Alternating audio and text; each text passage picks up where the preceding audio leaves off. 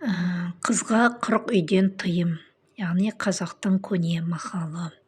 Қыз баланың тәрбиесі тек ата-ананың ғана емес, бүкіл ауылдың, қоғамның ортақ жауапкершілігі дегенді білдіреді.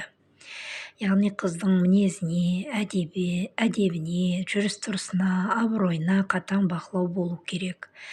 Яғни әдеп пен мінезіне қатысты айтатын болсақ, үлкенге қарсы сөйлеме, бөтен еркекке еркелеме, қатты күлме, айқайлама, өсек айтпа, ұят сөз сөйлеме, жүріс-тұрысына қатысты айтатын болсақ, түнде жалғыз жүрме, бөгде үйге рұқсатсыз барма, қараңғы жерде тұрма, ерсі қимыл жасама.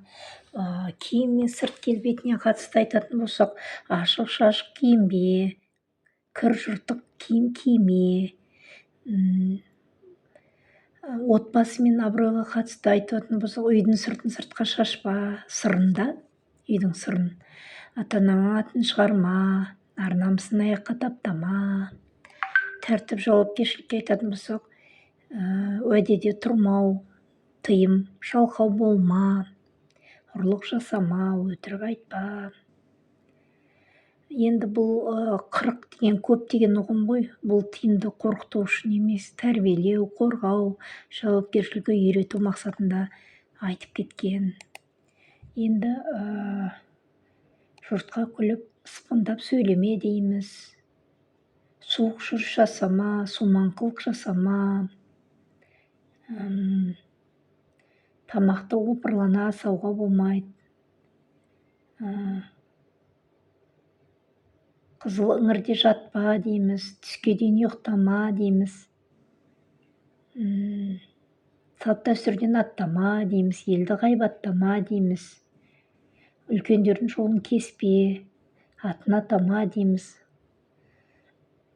Көп қой енді. Шектен тысланып жасануға болмайды дейміз. Қызғаншақтықпен күншілдікке барма дейміз. Менмендікпен өзімшілікке барма дейміз.